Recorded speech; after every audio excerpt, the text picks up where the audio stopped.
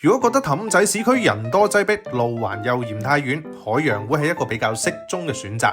我哋今日咧睇嘅紅梅苑係1998年落成，計落後生過我10幾年㗎。喂，客廳一隻窗焗咗啲喎。哦，望去左邊原來係個大露台嚟嘅，開間超過4米，我睇都算係幾闊落㗎。有對流窗呢下真係抵讚㗎。第一間嘅睡房唔錯，超過150尺。第二間仲正，單邊有對流，唔怕焗縮。主人房唔會一隻窗啩？冇講錯啦，呢一間房一樣都係單邊嚟㗎，仲放到2張大床，呢個 size 起碼200尺㗎啦。主人套廁咁乾爽，點解啊？因為佢係名廁咯。出翻去睇埋另一個廁所，同樣都係名廁，加晒分啦。睇埋廚房先，咦，成100尺又幾好喎。